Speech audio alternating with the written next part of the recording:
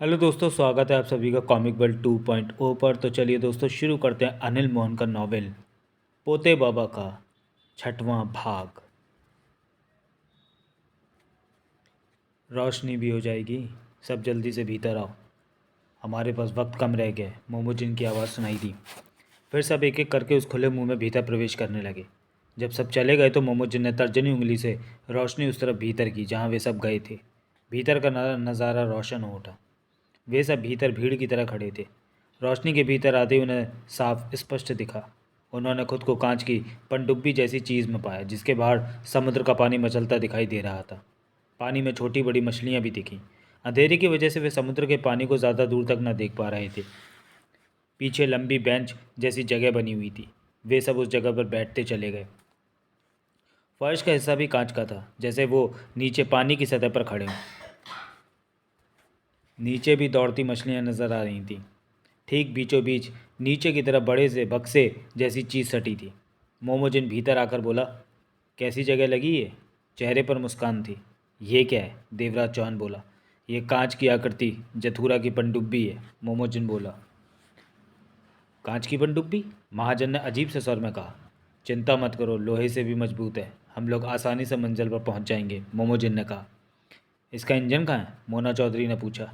नीचे जो बक्सा लगा देख रहे हो, वही इंजन है। इसे चलाने वाला उस बक्से में बैठा है क्या? नहीं नहीं, मोमोजिन गर्दन हिलाकर बोला। तुम लोग गलत मत समझो, वो सिर्फ इंजन है, पनडुब्बी में चालक नहीं होता। ये ऑटोमेटिक सिस्टम से चलती है और रिमोट द्वारा इसे जथुरा के सेवक कंट्रोल करते हैं। जथुरा के सेवक? वो कहाँ है? पूर्व जन्म की दुनिया में जहाँ हम जा रहे हैं। वो क्या? लक्ष्मण दास कह उठा।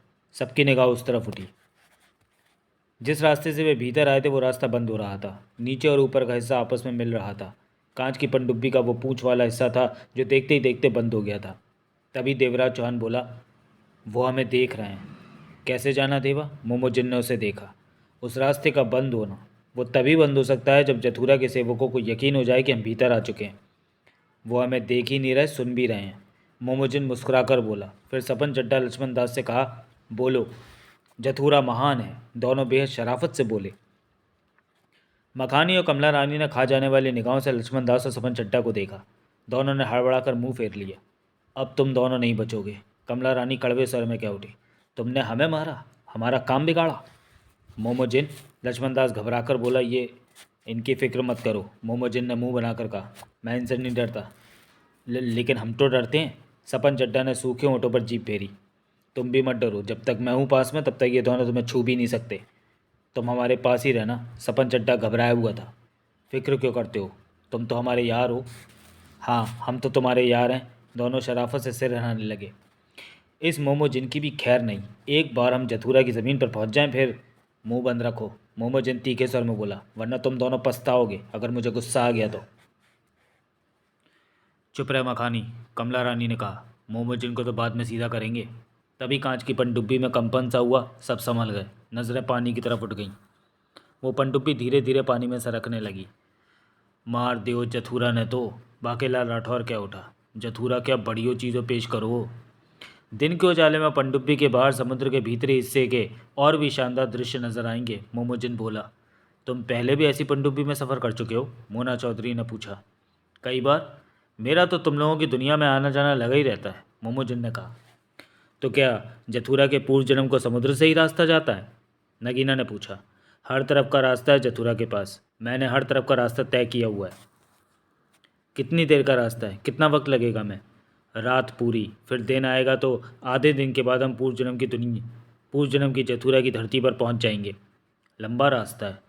तुम बैठ क्यों नहीं जाते? पारसनाथ बोला। जिन्न को कभी भी थकावट नहीं होती, मोमोजिन ने कहा। खड़े रहो, मारे को चौकीदारों की भी तो ज़रूरत होवे। पनडुब्बी की रफ्तार अब धीरे धीरे तेज़ होने लगी थी। सबकी नज़रें पानी के बाहर लगी थी। मोमोजिन के हाथ की उंगली से निकलने वाली रोशनी ही अंधेरे में उनका सहारा बनी हुई थी। तभी वहाँ बेहद शांत और भारी आवाज़ गूंजी। मुझे खुशी है कि आप लोग हमारी दुनिया की तरफ बढ़ रहे हैं। ये कौन है? देवराज चौहान के माथे पर बल पड़े। उसने मोमोजिन को देखा। जथुरा महान है। मोमोजिन फौरन क्या उठा। उससे महान कोई दूसरा नहीं है। ये जथुरा का आवाज़ होइला बाप। हम थारे को वट दो जथुरा। बाकीलाल राठौर गुर्रा उठा। लगता है भंवर सिंह जथुरा से मिलने को बहुत बेताब है। उस आवाज़ में खुशनुमा भाव थे। स्वागत है भंवर सिंह। अगर मैं तुम्हारे किसी काम आ सका, परंतु मैं चथुरा नहीं उसका सेवक हूँ। तुम आखिर हमसे चाहते क्या हो? मोना चौधरी कह उठी। मैं तो आप सबको मैं तो आप सबको दोस्ती चाहता हूँ, सबको अपना बनाना चाहता हूँ। वो मीठा मधुर स्वर सबने सुना। हम में से किसी का मन पूर्व जन्म का सफ़र करने का नहीं था, परंतु हालात ऐसे बनते चले गए कि हमें यहाँ तक आ जाना पड़ा। मिन्नो, सब बातें यहीं हो जाएंगी तो मिलने पर हम कुछ भी बात नहीं कर पाएंगे। क्यों ना ये सब बातें हम मिलने पर करें? मोना चौधरी होठ भींच कर रह गई। तुम कैसे हो देवा? जथुरा के सेवक की आवाज़ आई। जगमोहन और सोनलाल कहाँ हैं? वो दोनों कालचक्र में फंसे हुए हैं। दोनों सुरक्षित हैं और जल्दी वे कालचक्र से बाहर जथुरा की ज़मीन पर आ पहुँचेंगे। सारा कालचक्र सिमटता जा रहा है, सिर्फ वो हिस्सा ही वैसे का वैसा है जहाँ जग्गू और कुलचंद मौजूद हैं। तुम लोगों के इरादे स्पष्ट नहीं हैं, देवराज चौहान ने गंभीर स्वर में कहा। कैसे इरादे? तुम हमें पूर्व जन्म के सफ़र से रोकना चाहते थे या सफ़र कराना चाहते थे? तुम्हारा क्या विचार है देवा कि हम क्या चाहते थे? इस बारे में मेरा विचार स्पष्ट नहीं है, देवराज चौहान ने कहा। अपने दिमाग पर ज़्यादा जोर मत दो। उस वक्त का इंतज़ार करो जब हमारी मुलाकात होगी, और उस वक्त में ज़्यादा समय नहीं है। अब तुम लोग आराम से सफ़र करो, मुझे कुछ ज़रूरी काम करने हैं। इसके साथ ही आवाज़ आनी बंद हो गई। यो सबो तो बहुत टेढ़ो बंदो लागो। कांच की पनडुब्बी की रफ्तार तेज हो चुकी थी। रानी साहिबा यानी कि नानिया सोहनलाल का हाथ पकड़े घने जंगल में तेजी से भागी जा रही थी। 50 बरस की खूबसूरत नानिया की चुस्ती फुर्ती युवतियों जैसी थी। देखने में भी वो किसी भी तरफ से 50 की नहीं लगती थी। इसका राज सिर्फ ये था कि वह आज तक पुरुषों से दूर रही थी, अभी तक कुंवारी थी। देर तक दौड़ते रहने की वजह से नानिया का चेहरा गुलाबी सा हो रहा था। पसीने की वजह से बालों की लटें माथे पर चिपक रही थी, जबकि सोहनलाल की सांस फूल रही थी। आखिरकार सोहनलाल ठिठक गया और गहरी गहरी सांस लेने लगा। थक गए क्या? नानिया बोली। वह हल्की सांसें ले रही थी। मेरा हाथ छोड़ो। नानिया ने फौरन उसका हाथ छोड़ दिया। तुमने तो इस तरह मेरा हाथ पकड़ा हुआ जैसे कि मैं बच्चा हूँ, सोहनलाल हाँफते हुए बोला। तुम नहीं समझोगे कि तुम मेरे लिए कितने कीमती हो, नानिया प्यार से बोली। मैं काल चक्र से मुक्त होकर आज़ाद जीवन जीना चाहती हूँ, अपनी इच्छा से जीवन बिताना चाहती हूँ। काल चक्र में तो मैं सिर्फ मोहरा भर हूँ। एक तुम ही हो जो मुझे काल चक्र से मुक्ति दिला सकते हो। मैं तुम्हें अपने से दूर नहीं होने देना चाहती। मैं तुम्हारे पास ही हूँ। जब तक तुम्हें थाम ना लूँ तब तक तुम मुझे दूर ही लगते हो सोहनलाल। नानिया गहरी आह भर कर बोली। तुम में कुछ है कि मैं तुम्हारी दीवानी होती जा रही हूँ, परंतु उस किताब में ये नहीं लिखा कि मेरा ऐसा हाल होगा। ये बताओ कि अभी कितनी दूर जाना है? मुझसे और नहीं दौड़ा जाता। सूर्य पश्चिम में जा चुका है। हम अंधेरा होने तक महल में पहुंच जाएंगे। जंगल खत्म होने को है। वो देखो, पेड़ों के बीच में से पहाड़ नज़र आ रहे हैं। आगे पहाड़ और झरने हैं। उन्हें पार करके हम महल तक जा पहुंचेंगे। अगर तुम दौड़ नहीं सकते तो हम चलते हुए आगे बढ़ते हैं, इससे तुम्हें आराम मिलेगा। ठीक है, चलकर आगे बढ़ते हैं। दोनों आगे बढ़ने लगे। नानिया ने सोहनलाल का हाथ थामना चाहा, परंतु सोहनलाल अपनी बाँह पीछे करता क्या उठा। रहने दो, कुछ देर हाथ को भी आराम करने दो। तुम अजीब हो, नानिया तुनक कर बोली। मैं अजीब नहीं हूँ, बल्कि तुम मेरा हाथ नहीं छोड़ना चाहती। तुम परेशान लगती हो शायद। नानिया ने चलते हुए गहरी सांस ली। तुम बहुत लंबे इंतज़ार के बाद मिले हो, धुआं उड़ाने वाले इंसान। तुम्हारे इंतज़ार में मरी जा रही थी, क्योंकि मैं कालचक्र से आज़ाद होना चाहती हूँ। मुझे बहुत अच्छा लग रहा है कि तुम मिल गए। सोहनलाल ने कुछ नहीं कहा। तुम मुझे कालचक्र से आज़ाद करा दोगे? नानिया ने पूछा। करा सका तो ज़रूर कराऊंगा। ज़रूर कराना। मैं तुम्हारी हमेशा आभारी रहूँगी। तुम्हारा उपकार रहेगा मुझ पर। मुझे जगमोहन की चिंता हो रही है, सोहनलाल बोला। अपने सेवक की बात कर रहे हो? उसकी फ़िक्र मत करो, वो चिमटा जाति वालों के पास है। चिमटा जाति का सरदार कह तो रहा था कि इस धरती पर बाहरी आदमी उन्हें कालचक्र से बाहर ले जाएगा। सरदार तुम्हारे सेवक का ध्यान रखेगा। तुमने महल में पहुंचते ही सबसे पहले चिमटा जाति के लोगों को आज़ाद करके वापस भेजना है। हाँ, ऐसे ही करूँगी। वो किताब भी जगमोहन को देनी है, उसे वो पढ़ना चाहता है, सोहनलाल बोला। तुम क्यों नहीं पढ़ते वो किताब? ये काम मेरा सेवक ही करता है, उसे ही करने दो। उसमें कुछ खास होगा तो वो मुझे बताएगा। कुछ ही देर में सोहनलाल और नानिया जंगल से बाहर आ गए। पूरी तरह छाँव हो चुकी थी, सूर्य छुप चुका था। सामने के पहाड़ और एक तरफ से नदी जाती दिख रही थी, जो कि कुछ आगे जाकर झरने का रूप ले लेती। पानी गिरने की मध्यम सी आवाज़ उसके कानों में पड़ रही थी। बस उस पहाड़ के उस पार मेरा महल है। सोहनलाल ने पहाड़ को देखा, फिर क्या उठा। तुम पहाड़ कैसे पार करती? तब तो हम दूसरे रास्ते से आते। समझा। जंगल में मैं इसलिए भाग रही थी कि वहाँ थोड़ा खतरा था। घोंगा जाति के लोग शाम को टोलियों में घूमने निकलते हैं। मुझे डर था कि कहीं वो ना मिल जाए। वो मुझे कभी ना छोड़ते। क्या तुमने सबसे दुश्मनी ले रखी है? कुछ भी समझो, नानिया ने कहा। घोंघा जाति के लोग चाहते हैं कि उन्हें अपनी नगरी में रहने को जगह दे दूं, परंतु मैं उनकी बात नहीं मानती क्योंकि वो मेरी नगरी के नियमों पर नहीं चलते। तुमने उन्हें कहा कि उन्हें तुम्हारे नियमों पर चलना पड़ेगा? कहा, परंतु इस बात को वे इनकार करते हैं। यही वजह है कि वो मुझे अच्छा नहीं समझते। उनका बस चले तो वो मुझे जान से मार दें, परंतु ये अच्छा रहा कि उनमें से हमें कोई नहीं मिला। मिल गए, सोहनलाल के होंठों से निकला। क्या? नानिया की निगाह भी सोहनलाल के साथ उस तरफ घूमी। वो 5 लोग थे। उनकी कमर पर कटोरों जैसे हथियार फंसे लटक रहे थे, लंबे ऊंचे सेहतमंद। उन 5 की निगाह इसी तरफ थी। ये घोघा जाति के लोग हैं? सोहनलाल ने पूछा। यही हैं। नानिया घबरा उठी। मेरे साथ ये तुम्हें भी मार देंगे। सोहनलाल के होठ सिकुड़ गए थे। तुम्हारे पास वो है जिससे तुम्हारे सेवक ने बोगस को मारा था? नगीना हड़बड़ा कर कह उठी। नहीं। तुम रिवॉल्वर की बात कर रही हो? वो तुम्हें अपने पास रख लेना चाहिए था। तभी वो 5 इसी तरफ आने लगे थे। भागो सोहनलाल, तब भी वो हमें पकड़ लेंगे, सोहनलाल ने परेशान स्वर में कहा। भागो! नानिया उसका हाथ पकड़कर खींचती हुई बोली। झरने की ओर भागो। सोहनलाल को भागना पड़ा। झरने पर हम कैसे बचेंगे? दौड़ते दौड़ते सोहनलाल ने पूछा। वहाँ से हम नीचे कूद जाएंगे। कितनी ऊंचाई है पानी के गिरने की? तुम देख लेना। तैरना जानते हो ना? ज़्यादा नहीं। ठीक है, काम चल जाएगा। वो भी तुम्हारे पीछे कूद जाएंगे? सोहनलाल ने दौड़ते हुए कहा। वो 5? घोघा जाति के लोगों को तैरना नहीं आता। वो पानी से दूर रहना पसंद करते हैं। अजीब बात है। पीछे वो 5 दौड़ते चले आ रहे थे। कटारें हाथों में आ चुकी थी, परंतु पर्याप्त फासले पर थे वे। लगता है तुम यहाँ चैन से नहीं डरती। चैन से नहीं रहती, सोहनलाल ने कहा। कालचक्र में किसी को भी चैन से रहने को नहीं मिलता। जल्दी वे दोनों नदी के किनारे पर जा पहुँचे। वहाँ से पानी नीचे गिर रहा था। नीचे पानी के टकराने की तेज़ आवाज़ ऊपर तक कानों में पड़ रही थी। चलो कूदो सोहनलाल, नानिया पीछे देखती चीखी। लेकिन नीचे तो कुछ भी नज़र नहीं आ रहा कि कहाँ कूदना है। मुझे नीचे का सब पता है, तुम्हें कुछ नहीं होगा। वो आ गए हमारे सिर पर, कूद जाओ। इसके साथ ही नानिया ने उसका हाथ पकड़ा और कूद गई। सोहनलाल कूदने को तैयार नहीं था। नानिया के साथ लगभग वो लुढ़कता चला गया। हवा में उसका नीचे गिरने का अंदाज तीव्र गति से घूमने जैसा था। इस दौरान उसे निचाई दिखाई दी तो वो कांप गया। बहुत ही नीचे था पानी। नानिया का हाथ छूट चुका था। सोहनलाल को पानी में गिरने के साथ ही अपनी मौत महसूस होने लगी। सोहनलाल को ये नहीं पता चला कि पानी में टकराने के साथ ही वो मर गया था या जिंदा रहा, परंतु पक्की बात तो ये थी कि उसके होश गुम हो गए थे। अंधेरा घिरना आरंभ हो चुका था। आकाश में टिमटिमाते तारे नजर आने लगे थे। बेहद मध्यम सी हवा चल रही थी, परंतु वातावरण स्पष्ट नजर आ रहा था। नानिया बेहोश सोहनलाल को कंधे पर डाले आगे बढ़ रही थी। आखिरकार वो एक दीवार के पास जा पहुंची जहाँ छोटा सा दरवाज़ा था और 2 पहरेदार खड़े थे। ये उसकी नगरी का पश्चिम की तरफ का छोटा द्वार था। इस 4 दीवारी के भीतर ही उसका महल था और नगरी थी। 4 दीवारी मीलों लंबी थी, जो कि महल के एक तरफ से आरंभ होकर मीलों लंबा चक्कर काटकर महल के दूसरे हिस्से में लगी हुई थी। सुरक्षा के लिए पर्याप्त पहरेदार थे 4 दीवारी के पास। चिमटा और घोघा जाति ने कई बार महल पर हमला करने की चेष्टा की, परंतु सफल नहीं हो पाए वे अपने इरादों में। कौन हो तुम? अंधेरे में किसी को आते पाकर पहरेदारों ने हथियार संभाल लिए। दरवाज़ा खोलो, मैं नानिया हूँ, वो अधिकार भरे स्वर में बोली। ओह रानी साहिबा, आप इस हाल में? पहरेदार के होठों से निकला। दूसरे पहरेदार ने उसी पर दरवाज़ा खोल दिया। नानिया सोहनलाल को कंधे पर लादे झुकते हुए छोटे दरवाजे से भीतर प्रवेश कर गई। फिर ठिठक कर हर तरफ नजरें घुमाई। सामने परंतु दूर शानदार महल बना नजर आ रहा था, जो कि रोशनियों में चमक दमक रहा था। सामने सड़क के किनारे रोशनियों का पर्याप्त प्रबंध था। यहाँ पहुंचकर नानिया को राहत महसूस हुई। वो आगे बढ़ गई। हर कोई अपने आप में व्यस्त था। ऊपर से अंधेरा। नानिया को कोई पहचान ना पाया। अलबत्ता कई लोगों ने देखा अवश्य कि कोई और किसी को कंधे पर डाले तेजी से आगे बढ़ी जा रही है। नानिया सीधे महल की तरफ बढ़ती जा रही थी। कुछ देर बाद एक मोड़ पर नीली वर्दी पहने एक ओहदेदार टकरा गया। ए रुको, वो कह उठा।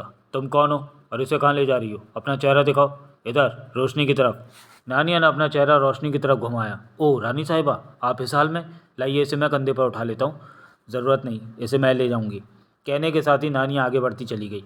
15 मिनट बाद वो महल के बड़े से फाटक पर जा पहुंची। वहाँ 8-10 पहरेदार खड़े थे। रोशनी थी। उन्होंने नानिया को फ़ौरन पहचान लिया। ओह रानी साहिबा, फाटक खोलो। फाटक खोलते ही नानिया सोहनलाल को उठाए भीतर प्रवेश कर गई। महल का बाहरी हिस्सा बेहद खूबसूरत था। फूलों की क्यारियाँ, पेड़, फव्वारे, रंग बिरंगी रोशनियाँ, वहाँ का माहौल देखते ही बनता था। नानिया जिस रास्ते पर बढ़ रही थी वहाँ 3-4 घोड़ा गाड़ियाँ खड़ी थीं। बहरहाल नानिया महल के भीतर कमरे में पहुंची और सोहनलाल को बेड पर लिटा दिया और प्यार से उसके गालों पर हाथ फेरा। महल के नौकरों ने नानिया को इस तरह आते देखा तो वे हैरान हुए। बात मंत्री तक पहुंची तो वो फ़ौरन महल में आ पहुंचा। नानिया कमरे से बाहर निकली तो बाहर 3 नौकरों को खड़े पाया। यहीं खड़े होकर पहरा दो, नानिया ने कहा। मेरी इजाज़त के बिना कोई भीतर न जाए। जी। नानिया आगे बढ़ गई। एक राहदारी से गुजर रही थी तो सामने से आते मंत्री से मिलन हुआ। ओह रानी साहिबा, मंत्री कह उठा। ये मैं क्या सुन रहा हूँ? आप तो काफिले के साथ गई थी, परंतु आपकी वापसी अकेले में हुई। आपने किसी को कंधे पर उठा रखा था। ये सब क्या हो रहा है? वापसी पर कुछ परेशानियां आई। तुम्हें यह सुनकर खुशी होगी कि बोगस मारा गया। मर गया? मंत्री के होंठों से निकला। असंभव, यहाँ भला कोई कैसे मर सकता है? नानिया मुस्कुराई। बाहरी दुनिया से धुआं उड़ाने वाला आ गया है, जिसके बारे में मैं तुमसे कहा करती थी। यकीन नहीं होता। वह धुआं उड़ाने वाला कमरे में बेहोश पड़ा है। ओह, उसने ही बोगस को ख़त्म कर दिया। बोगस के लोगों के साथ मेरे सिपाहियों का झगड़ा हुआ, वो आते ही होंगे। ओह, लेकिन आप तो कहा करती थी कि वो दो होंगे। दो ही हैं।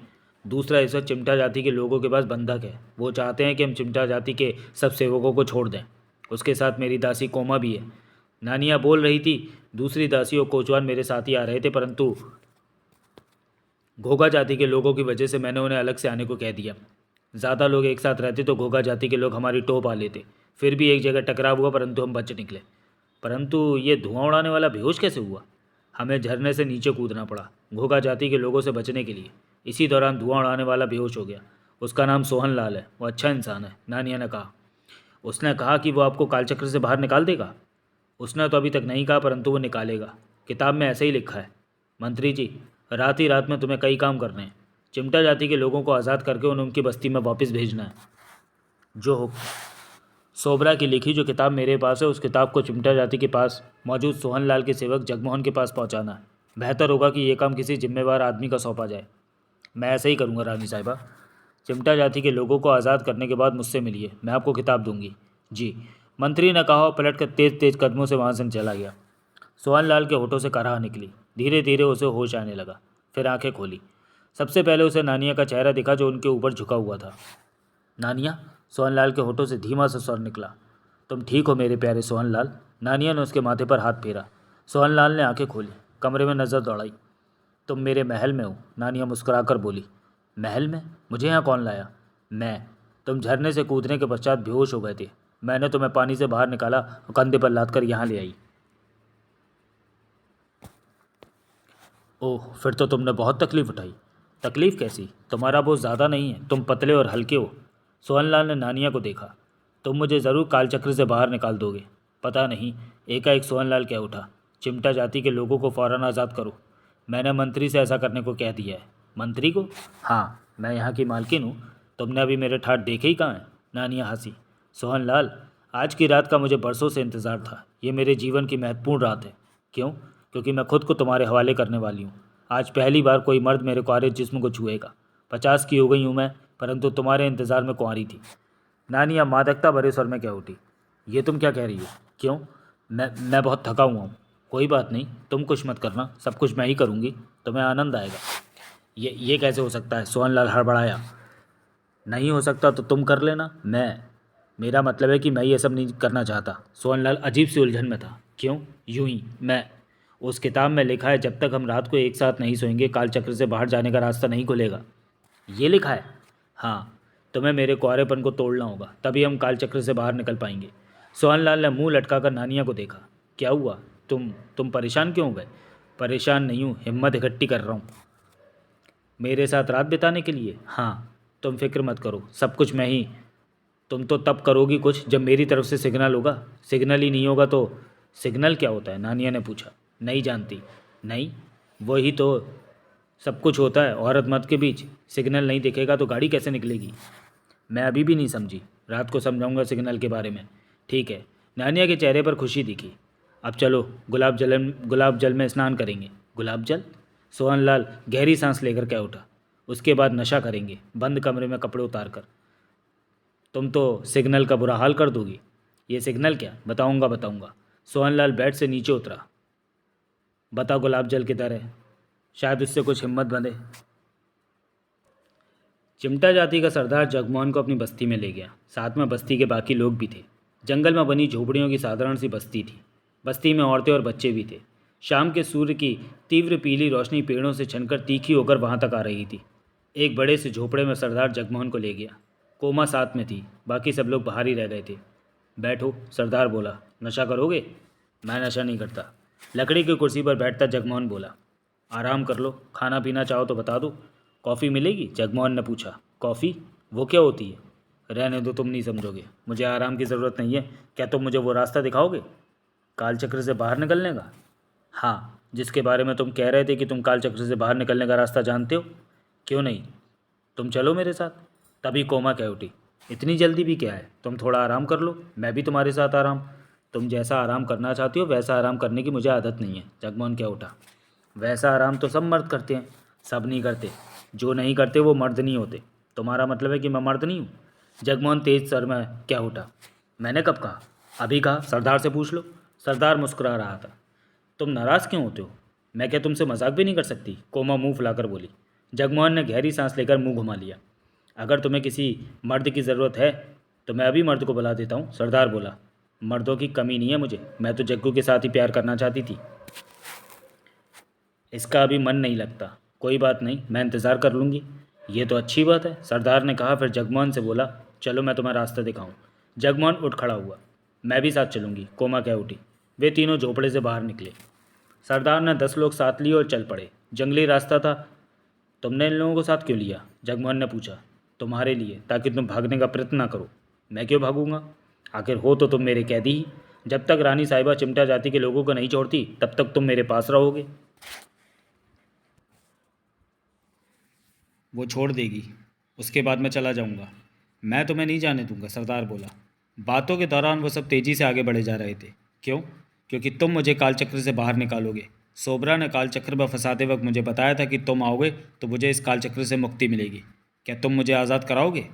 ये बात तुमने पहले भी पूछी थी। कोशिश करूंगा, जगमोहन ने कहा। मुझे कालचक्र से ज़रूर आज़ाद कराना, सरदार खुशामद भरे स्वर में कह उठा। करीब आधे घंटे बाद वे सब एक पहाड़ के पास पहुंचे।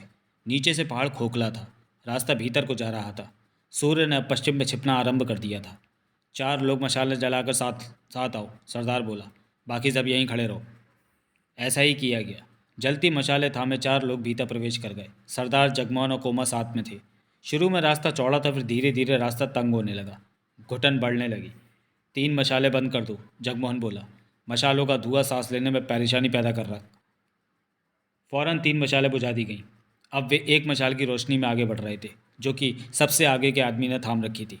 तंग होती वो सुरंग जैसी जगह अब ऐसी हो गई कि सिर्फ एक ही आदमी आगे बढ़ सकता था। वे एक एक करके आगे बढ़ने लगे। आगे क्या है? जगमोहन ने पूछा। कुछ देर बाद देख लेना, सरदार बोला। इसी प्रकार थोड़ा सा रास्ता और तय किया गया। फिर उन सब ने खुद को पहाड़ी के खोखले हिस्से में पाया, जो कि एक बड़े कमरे जैसा था। बेढंगी सी छत थी उस जगह की।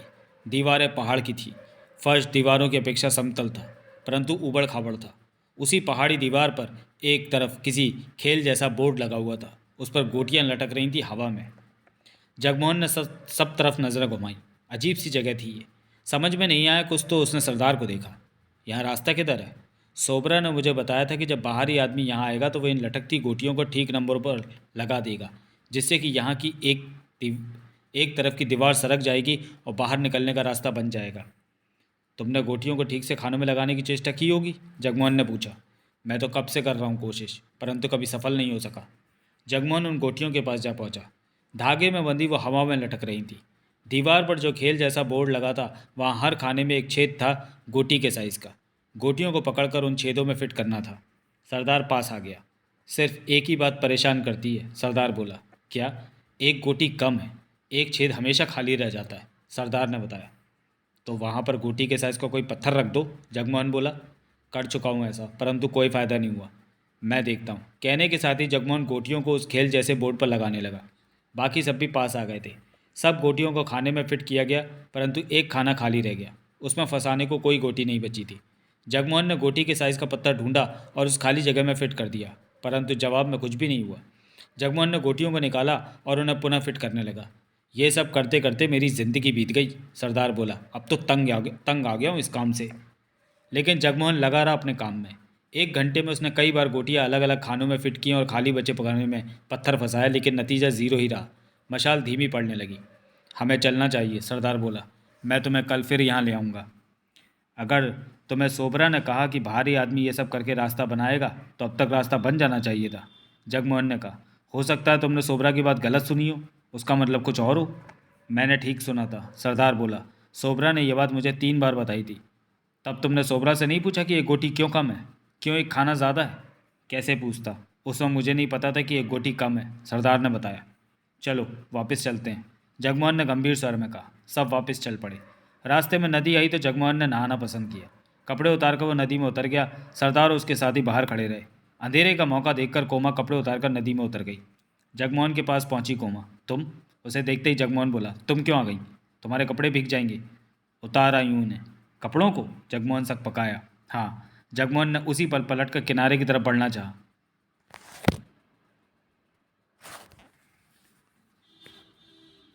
कोमा ने फुर्ती से उसका हाथ थाम लिया। तुम मुझसे दूर क्यों भागते हो जग्गू?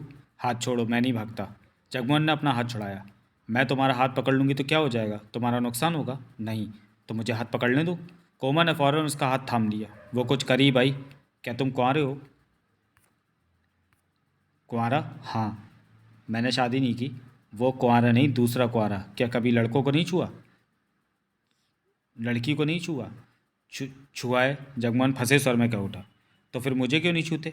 समझा करो। जगमोहन सक पकाया। क्या समझूं? सरदार और उसके आदमी आंखें फाड़े हमें ही देख रहे हैं, सबके सामने अच्छा नहीं लगता। समझ गई, रात को करेंगे अकेले में। जगमोहन ने बिजली की तेजी से अपना हाथ खींचा। क्या हुआ? तुम मेरे हाथ को कहाँ ले जा रही थी? जगमोहन की हालत बुरी सी होने लगी थी। जहाँ तुम्हारा हाथ ले जा रही थी वो बुरी जगह तो नहीं है, कोमा चंचल स्वर में कह उठी। जगमोहन ने कुछ कहते ना बना। हाथ दो ना अपना, कोमा की आवाज़ में आग्रह था। नहीं, वो सरदार सरदार देख रहा है। ठीक है, रात को तैयार रहना। जानते हो मैं अभी तक कुंवारी हूँ। रानी साहिबा का सख्त हुक्म था कि जब तक उन्हें धुआं उड़ाने वाला नहीं मिल जाता तब तक उनकी सेविकाएं कुंवारी रहेंगी। जगमोहन ने गहरी सांस ली। तुम नशा नहीं करते? नहीं। वैसे कसम भी नहीं खा रखी, कभी कभी कर भी लेता हूँ। तो आज रात कर लेना, बहुत मज़ा आएगा। मैं भी नशा करूँगी। कोमल ने जगमोहन का हाथ थाम लिया। नदी से बाहर आ जाओ। जगमोहन हाथ छुड़ाकर किनारे की तरफ बढ़ गया।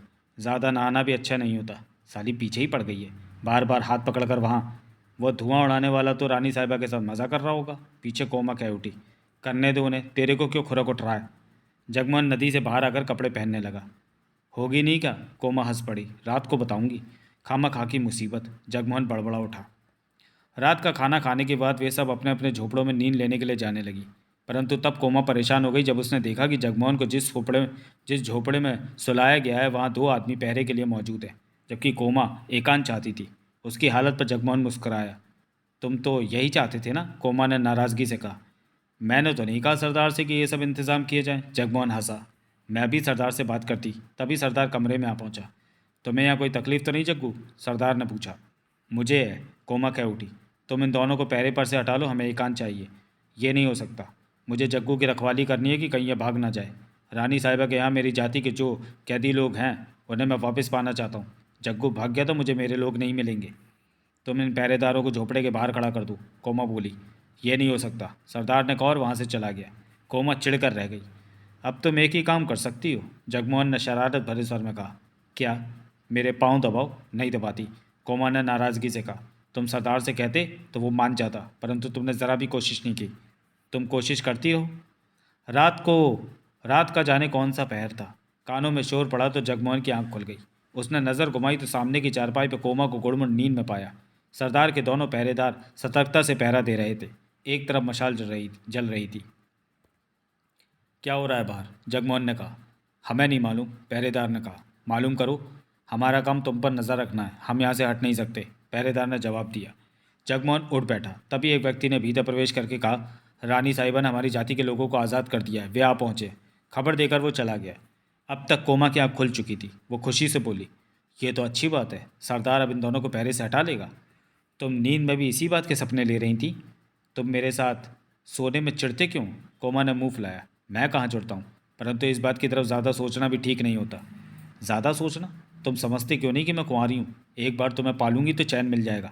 चैन मिल नहीं जाएगा, चैन छिन जाएगा। तब तुम खाते पीते जागते सोते इसी बात के सपने देखोगी। ये नहीं होगा, यही होगा। देखूंगी, पहले तुम एक बार तो मेरे हाथ के नीचे आओ, कोमा ने चंचल स्वर में कहा। तुम किसी और के साथ, मुझे तुम ही चाहिए। कोमा की प्यार भरी आवाज़ में जिद के भाव भरे थे। करो इंतज़ार।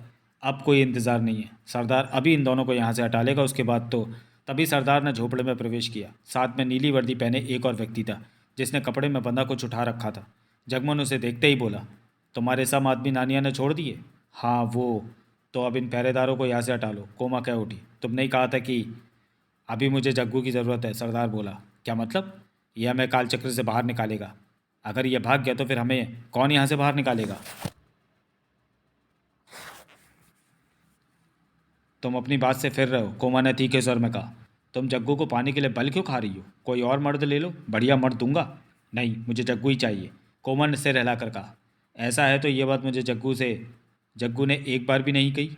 तुम कह दो जग्गू, कोमा ने जगमोहन को देखा। जगमोहन सरदार से कह उठा। ये नीले कपड़ों वाला मुझे नानिया का सेवक लगता है। हाँ, रानी साहिबा ने तुम्हारे लिए कोई किताब भेजी है, सरदार बोला। ज़रूर, मुझे किताब की ज़रूरत थी, कहकर जगमोहन ने नीले कपड़े पहने सैनिक से किताब थामी। तुम सरदार से कह दो जग्गू कि तुम्हें एकांत चाहिए। ये ठीक कहती है, मुझे एकांत चाहिए, किताब को पढ़ना है मैंने। तुम कोमा को बाहर ले जाओ। ये क्या कर रहे हो? कोमा गुस्से से बोली। मुझे किताब पढ़नी है, ज़रूरी है। तुम मुझे क्यों बाहर निकलवा रहे हो? तुम मुझे परेशान करोगी, किताब नहीं पढ़ने दोगी।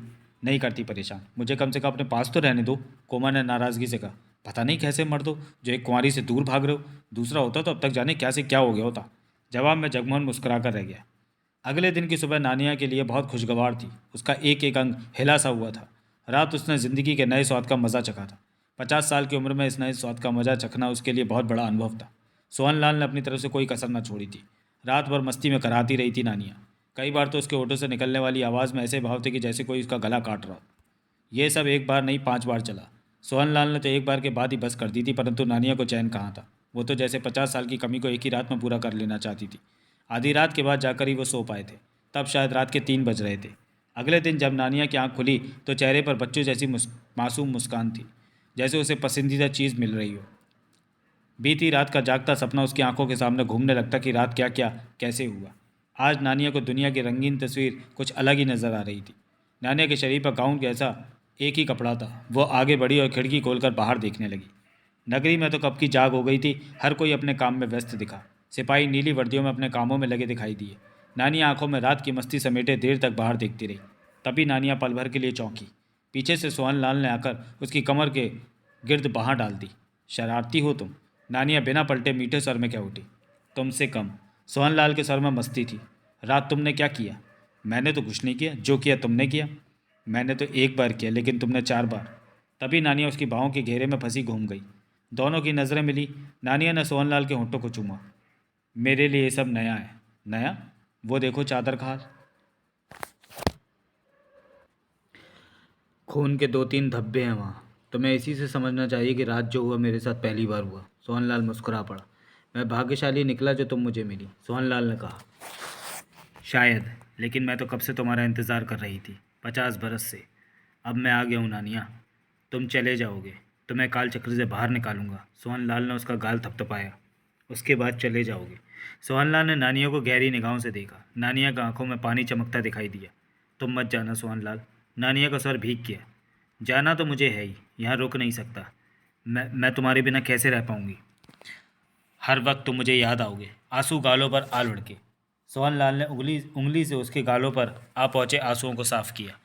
जानती हो नानिया, मैंने अभी तक शादी नहीं की। नहीं की? नहीं, लेकिन अब कर सकता हूँ। सोहनलाल मुस्कुरा पड़ा। तुम किसी से शादी कर रहे हो सोहनलाल? हाँ, किससे? अगर वो तैयार हो जाए तो। वो तैयार क्यों ना होगी? नानिया ने भीगे स्वर में कहा। सोहनलाल कुछ पर नानिया को देखता रहा, फिर प्यार से कह उठा। जानती हो नानिया, बीती रात तुम्हारे लिए ही नहीं, मेरे लिए भी महत्वपूर्ण थी। तुम्हारे लिए कैसे? रात पहली बार मुझे लगा कि मेरे पास कोई संपूर्ण औरत मौजूद है। मैंने रात तुम्हें भोगा नहीं, प्यार किया तुमसे। नानिया की निगाह सोहनलाल के चेहरे पर फिरती रही। मुझसे शादी करोगी? मैं? नानिया का स्वर काँप उठा। हाँ तुम। मैं तुमसे शादी करना चाहता हूँ, क्या तुम्हें मंजूर है? नानिया की आंखों से आंसू बह उठे, चेहरा खुशी से भर उठा। सच सोहनलाल, हम शादी करेंगे। ज़रूर करेंगे, लेकिन यहाँ नहीं। ये पूर्व जन्म की दुनिया है। यहाँ से वापस जाना है मुझे। तुम्हें भी अपने साथ ले जाऊँगा आगे की दुनिया में। वहाँ मेरा घर है। उस घर में हम शादी करके रहेंगे नानिया। सोहनलाल मुस्कुरा रहा था। सोहनलाल, नानिया सोहनलाल से लिपट गई। सोहनलाल उसकी पीठ पर हाथ फेरने लगा। वो दुनिया कैसी है सोहनलाल? बहुत अच्छी। वहाँ हर कोई आज़ाद है और अपनी मर्जी कर सकता है। तुम्हें वहाँ पहुँच अच्छा लगेगा।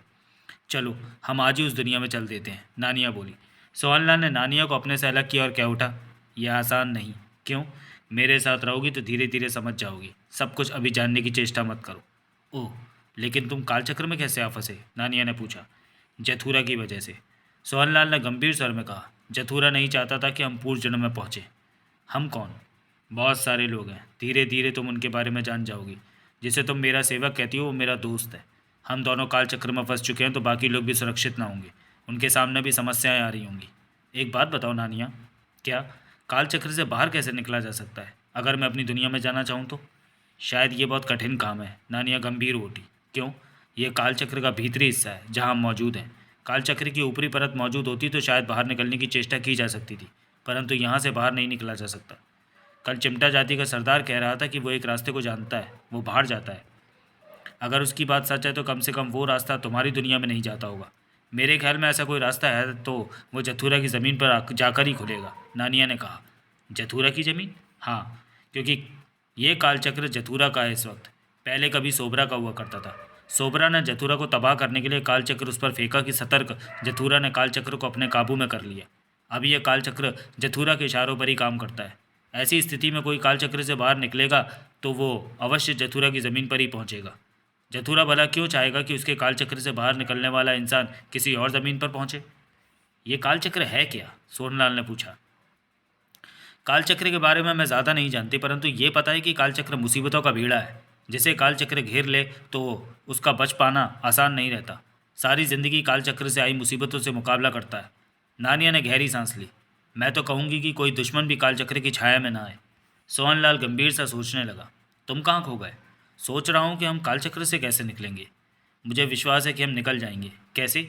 ये तो मैं नहीं जानती, परंतु उस किताब में लिखी सोबरा की बात गलत नहीं हो सकती कि धुआं उड़ाने वाला आएगा और मुझे कालचक्र से आज़ाद कराएगा, साथ में उसका साथी भी होगा। और क्या क्या लिखा था उस किताब में? बहुत कुछ, परंतु वो बातें मुझे समझ नहीं आई, या यूँ कह लो कि उन्हें समझने की चेष्टा नहीं की मैंने। जब जब किताब को खोला तो अपने काम की बात पढ़ी और किताब बंद कर दी। नानिया ने कहा। मुझे जगमोहन के पास जाना होगा, सोहनलाल बोला। क्यों? रात तुमने किताब उस तक पहुंचा दी थी, मुझे जानना है कि उसने किताब में क्या क्या पढ़ा। जल्दी मत करो, उसे किताब पढ़ लेने दो। रात के चंद घंटों में उसने किताब नहीं पढ़ी होगी, लेकिन मैं उसके पास जाना चाहता। ज़रूर चलेंगे, मैं भी चलूँगी, लेकिन पहले चिमटा जाति की तरफ से संदेश आने दो। संदेश? किताब में कोई खास बात हुई तो तुम्हारा दोस्त अवश्य तुम्हारे लिए कोई संदेश भेजेगा, अभी इंतज़ार करो। कहने के साथ ही नानिया कमरे के कोने में पहुंची और वहां लटकता रस्सा खींचा तो कमरे के बाहर कहीं घंटा बजा। सोहनलाल सोचों में था। तभी दरवाजे पर लटका पर्दा हटाकर एक युवती ने भीतर प्रवेश किया। हुक्म रानी साहिबा, हमारे लिए कहवा ले आओ। जी। और मंत्री जी से मालूम करो कि रात चिमटा जाति के सब सेवकों को आज़ाद कर दिया था। वो किताब भी क्या वहाँ भिजवा दी थी? अभी मालूम करती हूँ। युवती ने कहा, पलट कर बाहर निकल गई।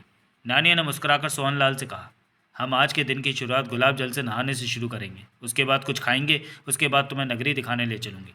तुम खुद को नगरी का मालिक समझना। मालिक हो भी तुम, क्योंकि तुम मेरे मालिक बन गए हो। हर कोई तुम्हें सलाम करेगा। ये सब तुम्हें ज़रूर अच्छा लगेगा। तुम खुद को शानदार महसूस करोगे। जो आराम तुम्हें यहाँ है वैसा आराम तुम्हें मेरी दुनिया में नहीं मिलेगा। सोहनलाल मुस्कुरा पड़ा। मैं समझी नहीं। वहाँ नौकर दासियाँ नहीं होंगे, हर काम तुम्हें खुद ही करना पड़ेगा। वो मेरा घर होगा, नानिया मुस्कुराई। हाँ, तो अपने घर में मैं अपना काम क्यों नहीं करूँगी? ये सब तो कालचक्र के ठाट बाट है। सोबरा ने किसी को रानी बना दिया तो किसी को नौकरानी। यहाँ कोई भी अपना असली जीवन नहीं जी रहा। ये तो शीशे में दिखने वाली छाया जैसा नकली जीवन है। जब तक हम कालचक्र में रहेंगे यही जीवन जिएंगे। तुम कालचक्र से मुक्त क्यों होना चाहती हो? यहाँ हर चीज़ की सुविधा है तुम्हें। मुझे अपने बचपन की याद आती है, जब मैं 5 साल की थी और मुझे कालचक्र में डाल दिया गया। कितना अच्छा लगता था तब। पेड़ों पर झूला डालकर मैं अपनी सहेलियों के साथ झूला झूला करती थी। पेड़ों पर पत्थर मारकर पके आमों को गिराती और उन्हें खाती थी। बहुत मज़ा आता था। वो मैं कभी नहीं भूल सकती। नानिया उदास भी होती। अब वो जीवन तो वापस नहीं आ सकता, परंतु आज़ादी पा लेना चाहती हूँ कालचक्र से निकलकर। ज़रूर, सोहनलाल ने गंभीर स्वर में कहा। मैं तुम्हें कालचक्र से बाहर निकालने की चेष्टा करूँगा। तभी उसी युवती ने भीतर प्रवेश किया। हाथ में पकड़ी चांदी की ट्रे में 2 चांदी के प्याले थे। रानी साहिबा, कहवा। सोहनलाल और नानिया ने कहवे का एक एक गिलास उठा लिया। मंत्री जी कहते हैं कि रात आपने जैसा कहा उन्होंने वैसे ही काम कर दिया, युवती बोली। ठीक है, जाओ तुम। युवती बाहर निकल गई। सोहनलाल कुर्सी पर जा बैठा और कहवे का घूंट भरा। नानिया भी बैठ गई। नगरी घूमना ज़रूरी नहीं है, सोहनलाल ने कहा। मैं जगमोहन के पास जाना चाहता हूँ। अगर तुम ज़रूरी समझते हो तो ऐसे ही करेंगे। ये ज़रूरी है नानिया, हमें कालचक्र से बाहर निकलने का रास्ता तैयार करना है। ठीक है, हम चिमटा जाति के पास चलेंगे, जगमोहन से मिलेंगे। उस किताब में लिखा है कि तुम्हें खुश रखने पर ही मैं कालचक्र से निकल पाऊंगी, इसलिए तुम्हारी हर बात मैं मानूंगी, नानिया बोली। चिमटा जाति की बस्ती में चहल पहल जारी थी। रोज की तरह ही सारे काम हो रहे थे, परंतु जिस झोपड़े में जगमोहन को रखा गया था वहाँ के जैसे सारे काम रुके हुए थे। जगमोहन सोबरा की लिखी किताब पढ़ने में व्यस्त था। इसके अलावा जैसे उसे कोई होश ही नहीं था। अब किताब के कुछ आखिरी पन्ने ही बाकी बचे थे। दो पहरेदार झोपड़ी के उसी कमरे में थे। दिन निकलते ही रात के पहरेदार चले गए थे और उनकी जगह नए पहरेदार आ गए थे, परंतु जगमोहन को तो जैसे आसपास की सुधि नहीं थी। कोमा उन पहरेदारों की वजह से रात भर कुड़ते कुड़ते सो गई थी। सुबह जब आँख खुली तो तब भी जगमोहन को किताब पढ़ते ही पाया। तुम इंसान हो या जानवर? कोमा गुस्से से कह उठी। जगमोहन ने किताब से नज़र हटाकर उसे देखा। क्या हुआ? जगमोहन बोला। कुछ नहीं हुआ, तभी तो तुम्हें जानवर कह रही हूँ। गुस्से में ही थी कोमा। मैं रात भर तुम्हें पाने के लिए तड़प रही थी और एक बार भी इन पहरेदारों को दूर भगाने की चेष्टा नहीं की। वो ज़रूरी काम नहीं था। किताब पढ़ना ज़रूरी है? कोमा चिल्लाई। शायद हाँ। ये तो अच्छा हुआ कि मैंने किताब पढ़ ली। क्यों, ऐसा क्या लिखा है इसमें? लिखा है कि जो आदमी चिमटा जाति की बस्ती में रहेगा उसे औरत को भोगना मना है। ऐसा लिखा है? हाँ। अगर मैंने तुम्हें भोग लिया होता तो हमारे लिए काल चक्र से बाहर जाने का रास्ता कभी ना खुलता। तुम झूठे हो, सच कह रहा हूँ। जगमोहन गंभीर था। तुम पढ़ सकती हो तो पढ़ लेना। तुम तो ऐसे कह रहे हो कि जैसे काल चक्र से बाहर निकलने का रास्ता तुम्हें मालूम हो गया हो। जगमोहन ने कुछ ना कहा और पुनः किताब पढ़ने लगा। तभी सरदार ने भीतर प्रवेश किया। क्या बात है? वो बोला। तुम्हारे चिल्लाने की आवाज़ मैंने सुनी है। कह तो ऐसे रहो जैसे तुम्हें पता ही ना हो कि मुझे गुस्सा किस बात का है। कोमा कह उठी। जग्गू तुम्हें प्यार नहीं करना चाहता तो जग्गू को तो मैं सीधा कर देती, परंतु तुमने रात भर से ये जो दो झंडे खड़े कर रखे हैं इनका क्या करूं? ये मैंने इसी वास्ते खड़े किए कि सब ठीक रहे। क्या मतलब? सोबरा ने इस बस्ती का सरदार बनाते वक्त मुझे कहा था कि अगर बाहरी दुनिया से आने वाला व्यक्ति तुम्हारी बस्ती में संभोग करेगा तो हालात बदल जाएंगे, फिर तुम काल चक्र से कभी बाहर नहीं निकल पाओगे। सरदार बोला। जगमोहन ने नज़रें उठाकर सरदार को देखते हुए कहा, इस किताब में भी ऐसे ही कुछ लिखा है। फिर तो अच्छा हुआ कि जो तुमने संभोग नहीं किया। कोमा एकाएक कुछ शांत सी दिखने लगी। मैं तो समझी थी कि जग्गू ये बात झूठ कह रहा है, वो बोली। किताब से कोई फ़ायदा हुआ? सरदार ने पूछा। हाँ, काल चक्र से बाहर निकलने का रास्ता पता चल गया। कुछ कुछ। ओह, कैसे? हम जल्दी मत करो, कुछ पन्ने बचे हैं, वो मुझे पढ़ लेने दो। लेकिन इतना जान लो कि रास्ता पता होने के बाद भी निकलना आसान नहीं। वो क्यों? वक्त आएगा तो पता चल जाएगा। जगमोहन ने गहरी सांस लेकर कोमा से कहा। तुम नहा धो लो। गंदी हुई नहीं तो नहाने धोने में क्या मज़ा आएगा? कोमा ने तीखे स्वर में कहा। जगमोहन मुस्कुराया। कम से कम मुझे चाट तो सकता था। कोमा उठते हुए बोली। पर तू तो सामने बैठा ढोलकी बजाता रहा। तुम्हें कहा तो था कि मैं तुम्हें कोई बढ़िया मर्द दे देता, सरदार ने कहना चाहा। जो करूँगी जग्गू के साथ करूँगी, मुझे यही अच्छा लगता है, कहकर कोमा बाहर निकल गई। सरदार मुस्कुरा पड़ा। सरदार, जगमोहन बोला, मेरे दोस्त सोहनलाल और नानिया को यहाँ बुला लो। किसी को भेजो उन्हें बुलाने के लिए। अभी अपने बंदे दौड़ा देता हूँ, सरदार ने कहा और पलट कर बाहर चला गया। जगमोहन पूरी किताब पढ़ चुका था। उसके बाद वो पास की नदी पर ना जाकर नहाया। कोमा उसके साथ थी और नहाने के दौरान वो भी पानी में उतरकर उसके पास आ गई थी। जगमोहन पर नज़र रखने वाले दो पहरेदार नदी किनारे ही खड़े रहे। सुनो, कोमा पास पहुंचकर जग्गू की बात आमते कह उठी। तुम यहाँ से भागना चाहते हो? क्यों? जगमोहन ने उसे देखा। मैंने कहा है भागना चाहते हो तो मेरे पास रास्ता है। ये पहरेदार हमें नहीं पकड़ सकेंगे। नदी के उस पार एक ऐसा रास्ता मैं जानती हूँ जहाँ से हम जल्दी रानी साहिबा की नगरी में पहुँच जाएंगे। कोमा का स्वर धीमा था। लेकिन मैं नहीं भागना चाहता। बेवकूफ़ हो तुम। सरदार ने तुम्हें बंदी बना रखा है, वो तुम्हारे पर पहरेदारी। जगमोहन मुस्कुरा पड़ा। तुम्हें लगता है कि मैं बंदी हूँ, लेकिन मैं तो यहाँ अपनी मर्जी से रहता हूँ। जब चाहूँगा निकल जाऊँगा। तुम बहुत बहादुर हो। कोमा ने आंखें नचाई। पता नहीं। ठीक है, तुम मुझे यहाँ से निकल कर दिखाओ, मैं भी तो देखूँ कि जग्गू कितना बहादुर है। सरदार हमारा दुश्मन नहीं, दोस्त है। वो दुश्मन है। रानी साहिबा के सिपाहियों के साथ हमेशा इसके आदमी झगड़ते हैं। अब झगड़ा नहीं होगा, वो वक्त निकल चुका है। जगमोहन बोला। तुम मुझे पागल लगते हो कभी कभी। जगमोहन नहाने में व्यस्त हो गया। कोमा पानी में उसके करीब आ गई। उसके अंग जगमोहन के शरीर को छूने लगे। जगमोहन ने कोमा को देखा। कोमा आह भरकर मुस्कुराई। पीछे हट जाओ, हम संभोग तो नहीं कर रहे, यूं ही मज़े ले रहे हैं। कोमा ने कहा। इस पर तुम्हें क्या एतराज़ है? संभोग क्रिया की शुरुआत यहीं से होती है, मेरे से दूर रहो। कोमा का चेहरा नाराज़गी से भर उठा। तभी किनारे पर खड़े दोनों में से एक पहरेदार बोला, ए, तुम बाहर आ जाओ। क्यों? कोमा ने तीखे स्वर में कहा। सरदार का आदेश है कि तुम्हें जग्गू के ज़्यादा करीब न जाने दिया जाए। यह क्या बात हुई? मैं क्या सरदार की नौकर हूँ? मैं रानी साहिबा की सेविका हूँ, नहीं बाहर आती। जाओ। मैंने कहा ना, सरदार हमारा दुश्मन नहीं है, वो हमें दूर रखकर हमारा भला करना चाहता है। जगमोहन क्या उठा। इससे मेरा भला नहीं होता जग्गू, मेरा भला तो संभोग से होगा, और फिर हम में से कोई भी काल चक्र से बाहर नहीं निकल सकेगा। कोमा गहरी सांस लेकर रह गई। जगमोहन नहाने में व्यस्त हो गया। कोमा उदास सी नदी से बाहर निकलकर किनारे पर आ खड़ी हुई। नहाने के बाद जगमोहन ने वही कपड़े पहने जो उतार रखे थे। कोमा हसरत भरी नज़रों से जगमोहन के शरीर को देखती रही। उसके बाद वो चारों बस्ती में पहुंचे तो जगमोहन को एक पेड़ के नीचे बैठाकर खाने को दिया गया। खाने में अजीब सी चपाती और बेस्वाद सी चटनी जैसी कोई चीज़ थी। परंतु इस स्थान पर ये सब खाना उसे अच्छा लगा। खाने से फारिग हुआ तो सरदार उसके पास आ बैठा। जगमोहन अपने कामों में व्यस्त बस्ती के आते जाते लोगों पर नज़र दौड़ाने लगा। फिर बोला, तुमने सोहनलाल और नानियों को बुलाने के लिए किसी को भेजा? 4 आदमी भेज दिए, वो वहाँ पहुँचने वाले होंगे अब तो, सरदार ने कहा। जगमोहन ने सिर हिलाया। किताब तो तुमने पूरी पढ़ ली? सरदार कह उठा। हाँ। जगमोहन ने उसे देखा। क्या लिखा है उसमें? जगमोहन कुछ नहीं बोला। काल चक्र से बाहर निकलने वाले रास्ते का पता चला? रास्ता वहीं से है जहाँ कल शाम तुम मुझे ले गए थे। वो गोटियों पर? वहीं। एक गोटी कम क्यों है, उसका रहस्य पता चला? सरदार ने सिर आगे करके पूछा। हाँ। क्यों कम है गोटी?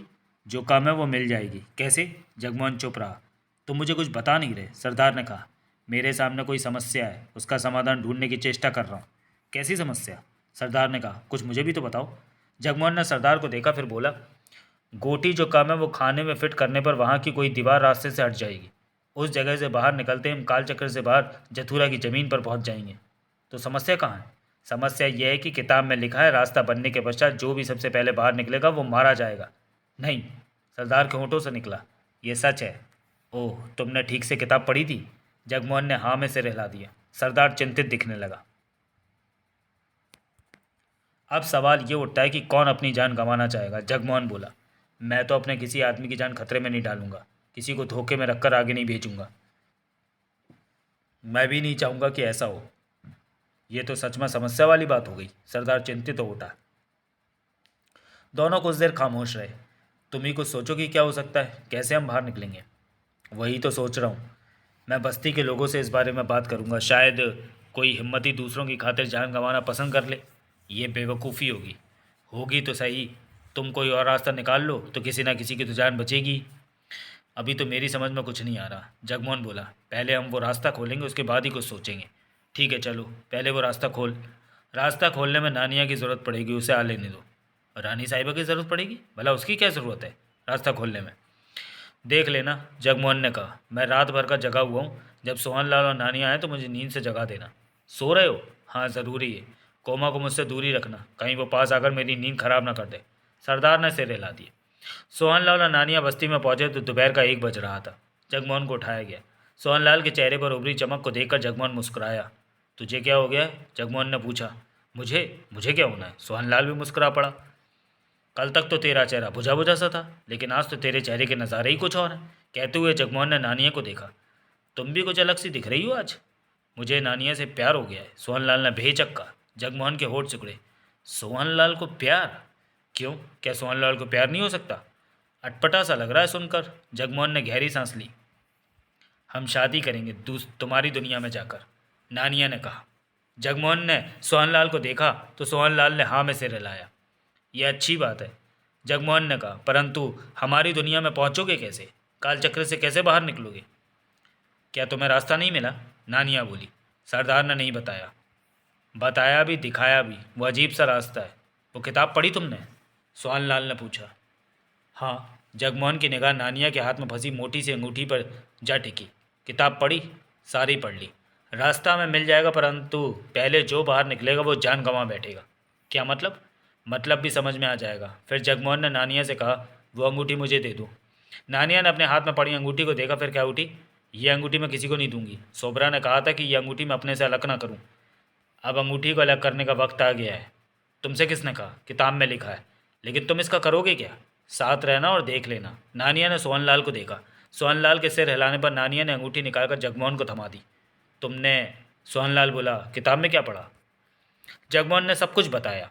सरदार का दिखाया रास्ता भी बताया और गोटियों के बारे में भी बताया। फिर बताया कि किताब में लिखे मुताबिक उस जगह पर जो गोटी कम है उसकी जगह नानिया की उंगली में फंसी अंगूठी रख दी जाएगी तो वो दरवाज़ा खुल जाएगा। ओह, इतनी सी बात? नानिया के होठों से निकला। ये बात किताब में मुझे क्यों ना समझ आई? तुमने किताब पूरी पढ़ी? कभी नहीं। पढ़ने की चेष्टा की, लेकिन हमेशा कोई ना कोई अड़चन आ जाती तो मुझे पढ़ने से रुक जाना पड़ता। सरदार से हमेशा तुम्हारी अनबन रही। तुम सरदार का बताया रास्ता भी कभी नहीं देख सकी। लेकिन सवाल ये पैदा होता है कि रास्ता खुलने के बाद कौन सबसे पहले बाहर निकलकर अपनी जान गंवाएगा? सोहनलाल ने गंभीर स्वर में कहा। इस बात पर विचार करना बहुत ज़रूरी है। इसकी परवाह मत करो सोहनलाल, नानिया बोली। क्यों? मेरे पास हज़ारों सैनिक हैं। मैं किसी को भी पहले उस रास्ते से बाहर जाने को कह दूंगी। धोखे से? हाँ। तो क्या फ़र्क पड़ता है? नानिया मुस्कुरा पड़ी। ये नहीं होगा, जगमोहन बोला। हमें धोखे से ये काम नहीं करवाना। कोई खुशी से आ गया है तो जुदा बात है, तुम्हें एतराज़ क्यों? ये जान जाने का मामला है। सच में अनजान रखकर धोखा देकर किसी को इस्तेमाल नहीं किया जाएगा। जगमोहन ठीक कहता है, सोहनलाल ने सिर हिलाया। तुम दोनों की ये मर्जी है तो मैं दोबारा कुछ नहीं कहूँगी, नानिया ने कहा। मेरे ख्याल में हमें पहले रास्ता खोलना चाहिए, कालचक्र से बाहर निकलने का, सोहनलाल ने कहा। हाँ, अभी चलते हैं, रास्ता खोलने के बाद सोचेंगे कि क्या करना है, जगमोहन बोला और सामने से जाती एक औरत से कहा, सरदार को यहाँ भेजो, उससे बात करनी है। वो औरत चली गई। सोहनलाल सोचों में डूबा पास ही टहलने लगा। तुम? नानिया पास आकर धीमे से जगमोहन से बोली, बहुत खराब हो। क्यों? एक ही रात में कोमा की ऐसी हालत कर दी कि वो अभी तक उठ नहीं सकी। जगमोहन ने नानिया को घूरा। तुम्हारा दिमाग खराब है, जगमोहन ने भिन्ना कर कहा। क्या मतलब? नानिया हचकचाई। मैंने उसे छुआ भी नहीं, ये कैसे हो सकता है? नानिया के होठों से निकला। यही हुआ है, तुम्हारे दिमाग में इन बातों के अलावा कुछ और नहीं आता क्या? वो कुंवारी है, मैंने उसे। चुप रहो। नानिया अजीब सी निगाहों से जगमोहन को देखने लगी। तुम सोहनलाल से शादी करने की सोचे बैठी हो? जगमोहन ने पूछा। हाँ। तो तब तुम मेरी भाभी बन जाओगी। रिश्ते का ख्याल करो और मेरे से ऐसी बेकार की बातें मत करो। ये बेकार की बातें हैं? नानिया क्या उठी। सवाल मत करो, जो मैं कह रहा हूँ वो याद रखो, रिश्ते की कद्र करो। ठीक है, तुम्हारी ये इच्छा है तो मैं यही करूँगी, नानिया ने सिर हिला दिया। तभी सरदार और साथ में कोमा भी वहाँ पहुँची। क्या बात है? सरदार ने पूछा। हमने गोटियों वाली जगह पर जाना है, जहाँ कल गए थे, जगमोहन ने कहा। तो रास्ता खोलना है? ठीक है, चलो, हम सब चलेंगे, साथ में 5-7 लोगों को ले लेना। हमने सिर्फ रास्ता खोलना है, बाहर नहीं निकलना। कभी तो बाहर निकलना ही पड़ेगा, सरदार बोला। ज़रूर निकलेंगे, मैं अभी आया, कहकर सरदार चला गया। नानिया कोमा को एक तरफ ले गई और धीमे से बातें करने लगी। जगमोहन मुंह फेर लिया। वो जानता था कि इनमें क्या बातें हो रही हैं और सोचने लगा कि औरतों की ज़िंदगी कुछ बातों के इर्द गिर्द ही घूमती है। दूर तक शायद वो कभी सोच ही नहीं पाती, कोशिश ही नहीं करती। दिन के 3 बजे जगमोहन, सोहनलाल, नानिया, सरदार और बस्ती के 2 अन्य लोग उसी गोटियों वाले ऊबड़ खाबड़ कमरे में थे। एक आदमी ने मशाल थाम रखी थी जिससे वहाँ रोशनी थी। दीवार पर वही गेम बनी हुई थी और उस पर धागे में फंसी गोटियाँ लटक रही थीं। किताब। कितनी अजीब जगह है ये, सोहनलाल कह उठा। ये जगह मैं कालचक्र से बाहर ले जाएगी, कहकर जगमोहन आगे बढ़ा और उसी दीवार के सामने जा खड़ा हुआ जहाँ गोटियाँ लटक रही थी और गेम बनी हुई थी। नानिया ने सोहनलाल का हाथ थामकर धीमे स्वर में पूछा, ये क्या करेगा? देखती रहो। जगमोहन गोटियों के गेम के छेदों में फंसाने लगा। तभी कोमा जगमोहन के पास आ पहुंची। ये तुम क्या कर रहे हो जग्गू? जगमोहन ने कुछ नहीं कहा। कहीं कुछ बुरा ना हो जाए, कोमा पुनः कह उठी। मैं वही कर रहा हूँ जो किताब में लिखा है, जगमोहन बोला। किताब में लिखा गलत भी हो सकता है, कोमा चिंता में थी। पता नहीं, लेकिन मुझे लगता है कि किताब में सही लिखा है, जगमोहन का स्वर गंभीर था। मुझे तुम्हारी चिंता है, जगमोहन कुछ नहीं बोला। सारी गोटियों को छेदों में फंसाने के बाद एक जगह खाली रह गई। जगमोहन ने हाथ में पकड़ी नानिया की उंगली वाली रिंग उस एक जगह, एक खाली जगह पर रख दी। कुछ भी नहीं हुआ, सब कुछ सामान्य रहा। सरदार पास में आ गया। तुमने किताब में ध्यान से पढ़ा था? सरदार बोला। हाँ। तो फिर कुछ हुआ क्यों नहीं? कालचक्र से बाहर निकलने का रास्ता नहीं बन पाया अभी तक। जगमोहन की निगाह पुनः दीवार में फंसी गोटियों की तरफ उठी। तभी जगमोहन ने उस खाने में रखी रिंग में हल्का सा कंपन होते पाया। उसकी आंखें सिकुड़ी। कुछ होने वाला है, जगमोहन क्या उठा। वो रिंग उस खाने के भीतर चली गई है। तुम पीछे हट जाओ, सोहनलाल क्या उठा। जगमोहन पीछे हटा तो कोमा भी पीछे हट गई। सबकी निगाह दीवार पर बने उस खेल के बोर्ड पर थी। एकाएक फर्श में कंपन सा उभरा। ये जगह बर्बाद होने वाली है, सरदार हड़बड़ाकर ऊंचे स्वर में कह उठा। तुम बाहर चले जाओ, जगमोहन क्या उठा। तुम सब, हम यहीं रहेंगे। तो मैं बाहर क्यों जाऊं, सरदार क्या उठा। तभी एक तरफ की दीवार बेआवाज़ सी धीमे धीमे एक तरफ सरकने लगी। ओह, कोमा के होठों से निकला, ये क्या हो रहा है? सबकी निगाह उस दीवार पर टिक चुकी थी। वो बेहद मध्यम गति से सरक रही थी। जितनी सरकी, उसके पीछे हरा भरा बाग और आसमान नजर आने लगा था। सबके चेहरे खुशी से खिलते जा रहे थे। ओह, नानिया खुशी से चिल्ला उठी। सोहनलाल, हमें कालचक्र से बाहर जाने का रास्ता मिल गया।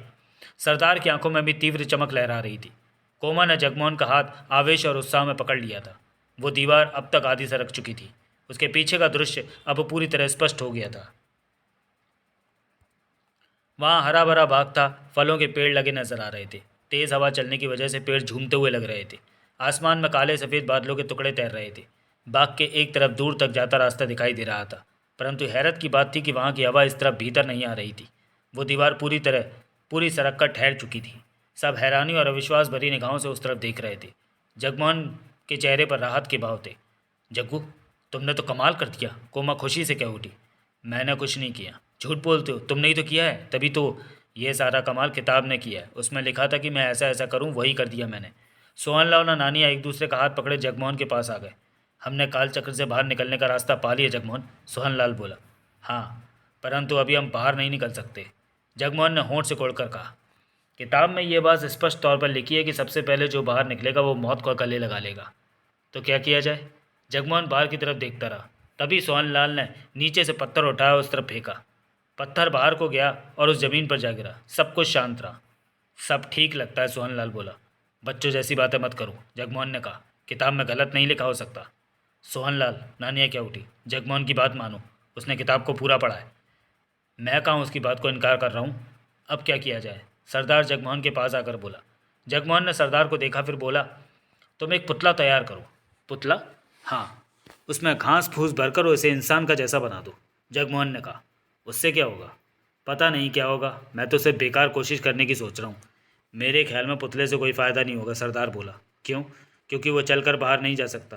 तुम क्या करोगे? क्या उसे बाहर को फेंकोगे? यही सोच रहा था कि ऐसा करने पर जो मुसीबत आनी हो पुतले पर आए, जगमोहन ने कहा। ये तो बचकानी बात है। कुछ ना करने से तो कुछ करना बेहतर है, जगमोहन मुस्कुराया। बेकार का काम करने से बेहतर है कि आराम कर लिया जाए। जल्दी मत करो, हमें आराम से सोचना चाहिए, सरदार ने कहा। ठीक है, वापस बस्ती में चलते हैं, लेकिन तुम पुतला ज़रूर बनाना। जो मेरे दिमाग में आया वो कर लेने दो। ठीक है, पुतला बन जाएगा। जगमोहन ने नानिया और सोहनलाल को देखा। तभी उसे ध्यान आया कि कोमा ने उसका हाथ थाम रखा है। चलो वापस बस्ती में चलते हैं, जगमोहन ने कहा। वहाँ कुछ सोचेंगे। कोमा के हाथ में फंसा अपना हाथ छुड़ा लिया। सब उस रास्ते को पार करके बाहर निकले और बस्ती की तरफ चल पड़े। सोहनलाल नानिया के पास से हटकर जगमोहन के पास आकर बोला, आखिर कोई तो सुरक्षित रास्ता होगा ही। होना तो चाहिए, जगमोहन ने सिर हिलाया। परंतु उस रास्ते के बारे में किताब में कुछ नहीं लिखा। हमें ही सोचना पड़ेगा, जगमोहन ने सिर हिला दिया। जग्गू, साथ चलती कोमा कह उठी। मैं तुम्हें परेशान नहीं देख सकती। क्यों? तुम मुझे अच्छे लगते हो, मैं तुम्हें खुश देखना चाहती हूँ। जगमोहन ने कुछ नहीं कहा। नानिया भी पास आ पहुंची। वो बोली, अब हम क्या करेंगे सोहनलाल? देखेंगे कि ओह, एकाएक कोमा टिटकी और कह उठी, मेरे हाथ में कुछ था, वो तो मैं वहीं भूल आई। जगमोहन रुका, बाकी सब भी रुक गए। कोई बात नहीं, जगमोहन ने कहा, दोबारा जब आएंगे तो तब ले लेना। मैं अभी लाऊंगी, बहुत जल्दी आ जाऊंगी, कहकर कोमा पलटकर भाग खड़ी हुई। सब वहीं खड़े रह गए। कोमा कहाँ गई है? सरदार ने पूछा। अपनी कोई चीज़ उस कमरे में भूल गई है, वो लेने गई है, सोहनलाल ने कहा। लेकिन उसके पास तो कुछ भी नहीं था। सरदार क्या उठा। वो खाली हाथ थी। कुछ होगा, तुमने ध्यान नहीं दिया होगा। आ जाएगी, नानिया बोली। वो सामने तो वो जगह है। एकाएक जगमोहन बुरी तरह चौंका। ओह, उसने उस तरफ देखा जहाँ कोमा गई थी। अब वो नज़र नहीं आ रही थी। क्या हुआ? सोहनलाल ने जगमोहन को देखा। वो पागल हम सबके लिए अपनी जान गंवाने गई है, जगमोहन चीखा। तुम्हारा मतलब है कि वो कालचक्र से बाहर निकलने गई है? सोहनलाल के होंठों से निकला। जगमोहन तेजी से उस तरफ दौड़ पड़ा जिधर कोमा गई थी। बाकी सब भी जगमोहन के पीछे दौड़े। कोमा वापस उस कमरे में पहुंच गई थी जहां कालचक्र से बाहर निकलने का रास्ता था। चंद पल वो खड़ी उस रास्ते के पार हवा में हिलते पेड़ों को देखती रही, फिर आगे बढ़ने लगी। उसके चेहरे पर गंभीरता थी, दृढ़ता थी। वो फैसला ले चुकी थी कि जग्गू की इस परेशानी को दूर करना है उसने। तभी उसके कानों में जगमोहन की आवाज़ पड़ी। कोमा, रुक जाओ कोमा। आगे बढ़ती कोमा मुस्कुराकर बुदबुदा उठी। तो जग्गू समझ गया कि मेरे इरादे क्या हैं, तभी तो दौड़ा आया। कोमा उस जगह पर जा पहुंची जहां से दीवार हटी थी। 2 कदम का फासला था और उसने कालचक्र से बाहर होना था। तभी हाफता हुआ जगमोहन वहां पहुंचा। रुक जाओ कोमा, जगमोहन तेज स्वर में बोला। ऐसा मत करो, कोई और रास्ता निकल आएगा। कोमा ने एक बार भी पलटकर पीछे नहीं देखा और आगे बढ़ गई। कोमा, जगमोहन चीखा। परंतु तब तक कोमा कालचक्र से बाहर निकलकर उस बाग के हिस्से में जा पहुंची थी। जगमोहन ठगा सा खड़ा उसे देखता रह गया। वहां बहती तेज हवा में कोमा के बाल उड़ते स्पष्ट महसूस हो रहे थे। जगमोहन अवाक सा उसे देखता रहा। उसी पल बाकी सब भी वहां पहुंचे और कोमा को कालचक्र से बाहर देखकर ठगे से रह गए। ये तो बाहर निकल गई, सरदार के होठों से निकला। कोमा को कुछ नहीं हुआ, नानिया बोली, सुरक्षित है वो। तभी कोमा ने पलटकर उन सबको देखा। अगले ही पल उसके होंठ हिलते दिखे। वो कुछ कह रही थी, परंतु उसकी आवाज़ इधर किसी को सुनाई नहीं दे रही थी। फिर अगला पल कयामत का था जैसे। उस तरफ ऊपर से कहीं बड़ा सा पत्थर गिरा कोमा पर। कोमा उस पत्थर के तले पिसती चली गई। नहीं, नानिया चीख उठी। सोहनलाल जड़ रह गया था।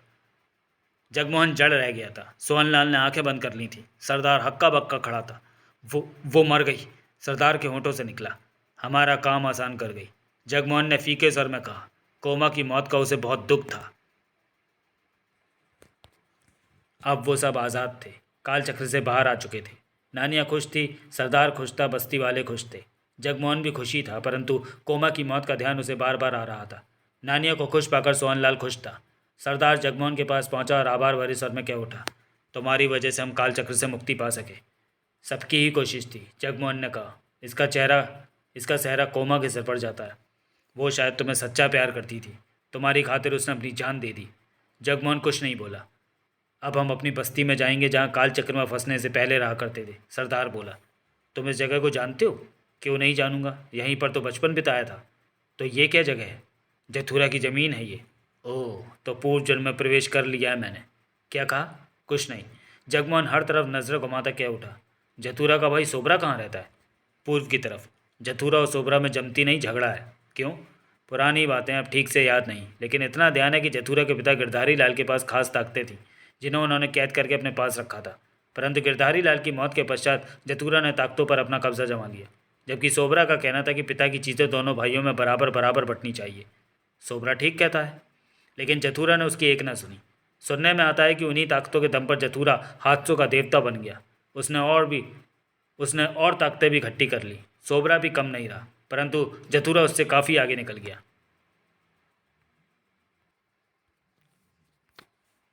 दोनों में सच्चा कौन है? शायद सोबरा, सरदार ने कहा। पोते बाबा के बारे में सुना है? पोते बाबा जथुरा का सबसे खास सेवक है। जथुरा अगर किसी पर भरोसा करता है तो वो पोते बाबा ही है। जगमोहन के चेहरे पर सोच के भाव दौड़ने लगे थे। तुम मेरे साथ मेरी बस्ती में चल सकते हो, सरदार बोला। नहीं, मुझे जथुरा या सोबरा में से किसी एक के पास जाना है। तुम कहो, किसके पास जाना चाहिए? मैं इस बारे में अपनी राय नहीं दे सकता, सरदार ने इनकार में सिर हिलाया। क्यों? मुझे दोनों ही पसंद नहीं। क्या तुम मेरे साथ चलोगे? नहीं। बाकी भी नहीं जाएंगे? उनसे तुम पूछ सकते हो। सरदार सोहनलाल और नानिया की तरफ बढ़ गया। आखिरकार सरदार अपने लोगों के साथ वहाँ से चला गया। सोहनलाल और नानिया जगमोहन के पास पहुँचे। जगमोहन, हम पूर्व जन्म में आ पहुँचे हैं, सोहनलाल ने कहा। तो यहाँ के खतरों का सामना करने के लिए हमें तैयार रहना चाहिए। जगमोहन मुस्कुरा पड़ा। सोहनलाल ने गहरी सांस ली। पूर्व जन्म की क्या बातें हैं? नानिया ने पूछा। क्या हम भी इन्हीं जगहों पर पैदा हुए थे? सोहनलाल ने कहा। फिर बताऊंगा सब कुछ, सोहनलाल ने कहा। यह वक्त इन बातों का नहीं है। उसने जगमोहन को देखा। अब क्या करना है? मैं उलझन में हूँ, जगमोहन ने कहा। उस तरफ का रास्ता जथुरा की तरफ जाता है, उधर का सोबरा की तरफ। समझ में नहीं आता कि किस तरफ जाऊँ, कहाँ की तरफ जाना हमारे हित में होगा। जथुरा की तरफ तो बिल्कुल मत जाओ, नानिया बोली। क्यों? वो अच्छा नहीं है।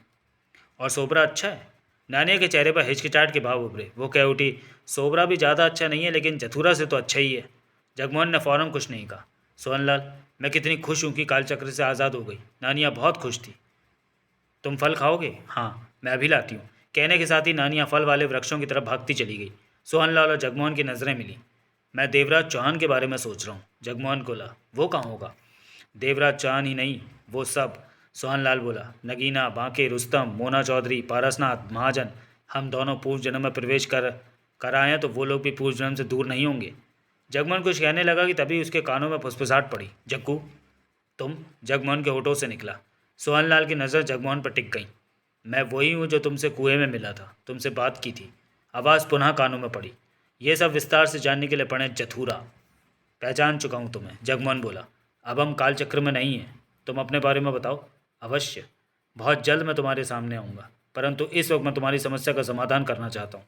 कैसी समस्या? तभी नानियाँ दोनों हाथों में फल थामे पास आ पहुँची।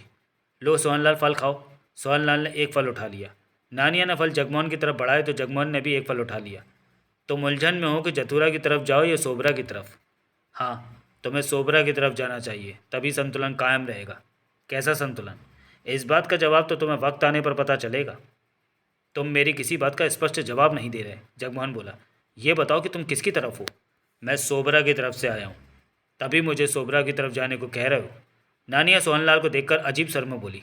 ये किससे बात कर रहा है? कोई दिखता तो नहीं? चुप रहो, सोहनलाल शांत स्वर में कह उठा। मैं सिर्फ संतुलन कायम रखने की चेष्टा कर रहा हूँ। देवा, मिन्नो और बाकी सब भी इस ज़मीन पर पहुँचने वाले हैं। मैं उनसे बात करने की स्थिति में नहीं हूँ, परंतु तुमसे बात कर पा रहा हूँ, इसलिए तुम्हें रास्ता सुझाकर संतुलन कायम रखने को कह रहा हूँ। आने वाले वक्त में जो होने वाला है वो तुम नहीं देख पा रहे, परंतु मैं देख रहा हूँ। कुछ मुझे भी बताओ। अभी नहीं, परंतु बहुत जल्द मैं तुम्हारे सामने आऊँगा, तब सब बातें होंगी। ये जथुरा की ज़मीन है, ज़्यादा नहीं रुक सकता मैं यहाँ, मुझे खतरा है। तुम सोबरा के पास पहुँचने का प्रयत्न करो। देवराज चौहान किस स्थिति में? जगमोहन ने पूछा। देवा, मिन्नो पूरी तरह तो नहीं, परंतु कुछ हद तक जथुरा की पहुँच के भीतर हैं और तेज़ी से इसी तरफ आ रहे हैं। उनके इस धरती पर पाँव रखते ही जथुरा पूरी तरह हरकत में आ जाएगा। मैं उससे पहले ही तुम्हें इस धरती से निकाल देना चाहता हूँ ताकि संतुलन कायम रहे। तुम भी वक्त बर्बाद मत। मैं समझ नहीं पा रहा कि तुम किस संतुलन की बात कर रहे। ये बात हम बाद में करेंगे जग्गू। देवराज चौहान इस धरती पर आ रहा है तो मैं यहीं रहना चाहूँगा, उससे मिलना। देवा से जल्दी मुलाकात होगी तुम्हारी, परंतु इस तरह नहीं। तुम्हें मुझ पर भरोसा है तो मेरी बात मानो और फौरन पूर्व दिशा की तरफ चल दो, जहाँ सोबरा की ज़मीन है। अब मैं जाता हूँ, तुम यहीं वक्त बर्बाद मत करना। इसके बाद कोई आवाज़ नहीं आई। सोहनलाल और नानिया की नज़रें उस पर थीं। क्या बात हुई? सोहनलाल ने पूछा। जगमोहन ने बता दिया। तो अब हमें क्या करना चाहिए? मैं नहीं जानता वो कौन है जो हमें सोबरा के पास पहुंचने को कह रहा है, जबकि देवराज चौहान इसी ज़मीन पर पहुंचने वाला है। वो संतुलन कायम रखने को कह रहा है, परंतु बता नहीं रहा कि किस तरह का संतुलन चाहता है वो। तुमने क्या फैसला किया कि हमें किस तरफ जाना चाहिए? सोहनलाल गंभीर था। हमारे लिए सोबरा हो या जथुरा दोनों ही अनजान है, परंतु जथुरा के बारे में काफ़ी कुछ सुन रखा है। वो हादसों का देवता है और हमारी उस दुनिया में हादसे तैयार करके भेजता है। उन हादसों को मैं देख चुका हूँ, वे बेहद खतरनाक होते हैं। विस्तार से जानने के लिए पढ़िए पूर्व प्रकाशित उपन्यास जथुरा। मेरे ख्याल में हमें सोबरा को भी देखना चाहिए कि वो कैसा है। सोबरा जथुरा का दुश्मन है, वो किसी मौके पर हमारे काम आ सकता है, सोहनलाल ने कहा। परंतु देवराज चौहान इस धरती पर पहुंचने वाला है, जगमोहन ने उलझन भरे स्वर में कहा। उसे अपना काम करने दो। उसके सामने अपने हालात होंगे जिनका मुकाबला उसे करना ही पड़ेगा। वो बच्चा नहीं है। हमें अपने हालातों के बारे में सोच विचार करना चाहिए, अपना रास्ता चुनना चाहिए हमें। हम सोबरा की तरफ ही जाएंगे। जगमोहन सोच भरे स्वर में कह उठा। तभी नानिया कह उठी। देवराज चौहान कौन है? वो हम सबका बड़ा है, सोहनलाल ने कहा। बड़ा है? क्यों? वो पेड़ जितना बड़ा? वो बड़ा भाई है, उसे अच्छे बुरे हालातों का ज़्यादा अनुभव है, सोहनलाल बोला। अब समझी। नानिया ने सिर हिलाया। वैसे सोबरा के पास जाने की सोचकर ठीक किया। तुम जानती हो कि सोबरा कहाँ रहता है? जगमोहन ने पूछा। क्यों नहीं, मैं यहाँ के बारे में सब जानती हूँ, यहीं की तो हूँ मैं। तो चलो, हमें सोबरा के पास पहुँचना है। नानिया ने सोहनलाल का हाथ पकड़ा और कह उठी, आओ सोबरा की तरफ चलते हैं। वो तीनों चल पड़े। कितना लंबा रास्ता है? जगमोहन ने पूछा। रास्ता तो लंबा है, नानिया बोली। वक्त तो काफ़ी लगेगा पहुँचने में, सोहनलाल। हाँ, मैं तुम्हारी दुनिया में कब पहुँचूँगी पता नहीं। ये क्या बात हुई? मैं जल्द से जल्द वहाँ पहुँचकर तुमसे शादी कर लेना चाहती हूँ। जल्दी क्या है, हो जाएगी। मुझे जल्दी है। सोहनलाल ने प्यार से नानिया को देखा और मुस्कुरा दिया।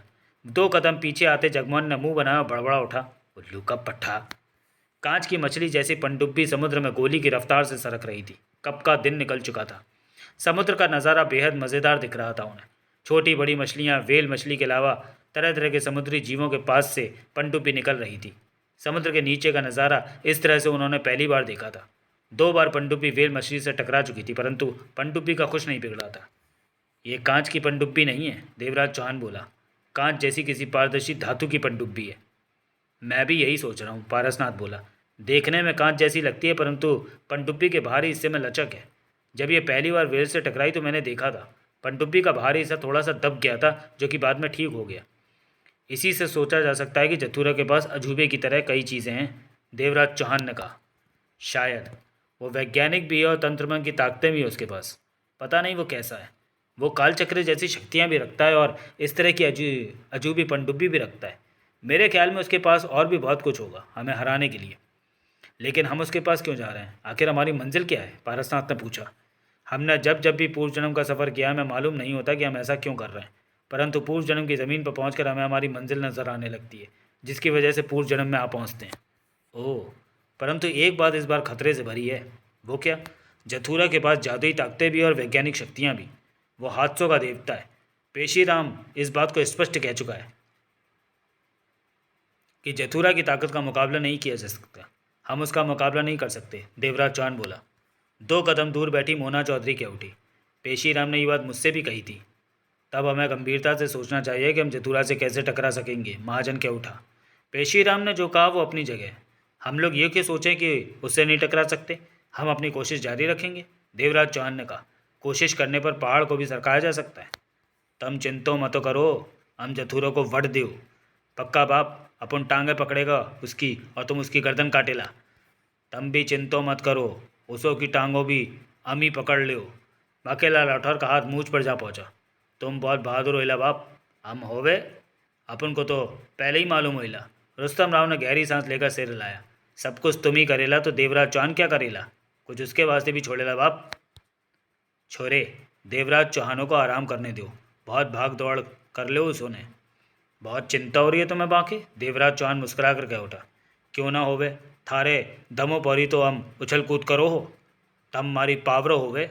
जथुरा की पूर्व जन्म की ज़मीन पर हमें भारी खतरे से सामना करना पड़ सकता है, देवराज चौहान ने कहा।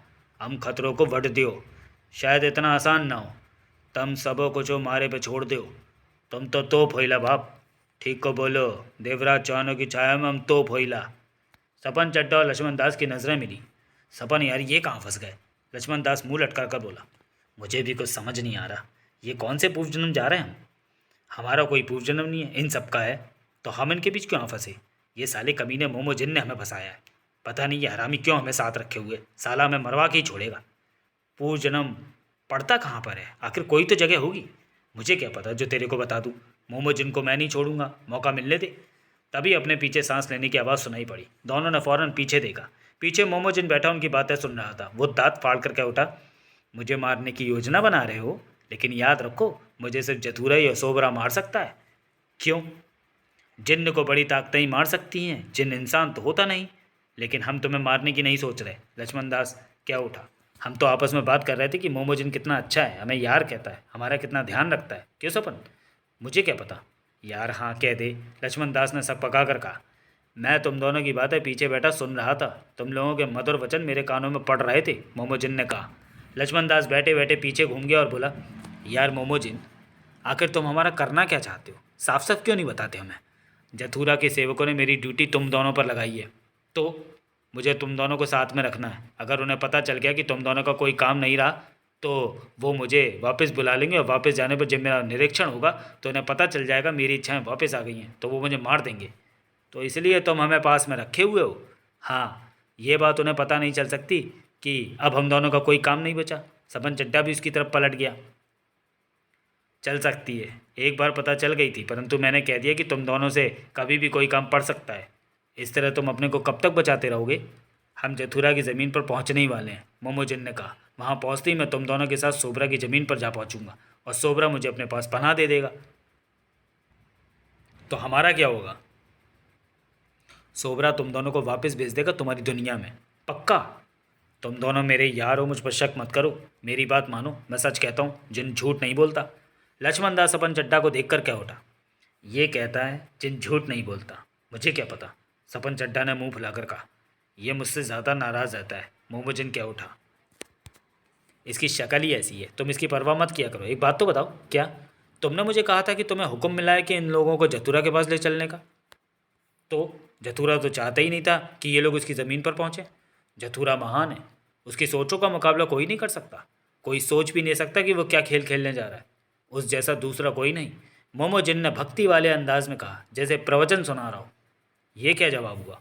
तभी मोमोजिन ने गर्दन एक तरफ कर ली, आंखें बंद कर ली, कुछ इस तरह कि उसे कुछ कहा जा रहा हो और वो सुन समझ रहा हो।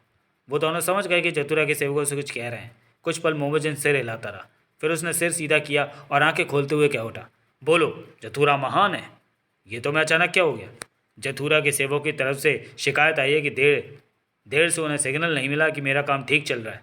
तुम दोनों ने भी याद नहीं दिलाया कि जथुरा की सेवा में हाजिरी लगानी है। बोलो, जथुरा महान है। जथुरा महान है, दोनों क्या उठे। सच में, मोमोजिन मुस्कुरा कर बोला, तुम दोनों मेरे सच्चे यार हो। मैं तुम्हें पसंद नहीं करता, सपन चड्डा क्या उठा। मैं जानता हूँ, इससे मुझे कोई फ़र्क भी नहीं पड़ता। फिर मोमोजिन खड़ा होता ऊंचे स्वर में बोला, मैं मोमोजिन सबको इस बात की सूचना देता हूँ कि हम जथुरा की ज़मीन पर आ पहुँचे हैं। जथुरा के सेवकों ने मुझे कहा है कि ये बात सबको बता दूँ। इस बात को सब याद रखो कि यहाँ जथुरा की हुकूमत चलती है। जो जथुरा महान है बोलेगा वो खुश रहेगा। कमीना, सपन चड्डा बड़बड़ा उठा। जथुरा को महान कह रहा है और बाहर निकलते ही सोबरा की तरफ दौड़ लगा देगा। तो चलिए दोस्तों, वीडियो को यहीं समाप्त करते हैं और मिलते हैं पोते बाबा के अगले भाग में, अगले वीडियो में। तब तक के लिए धन्यवाद।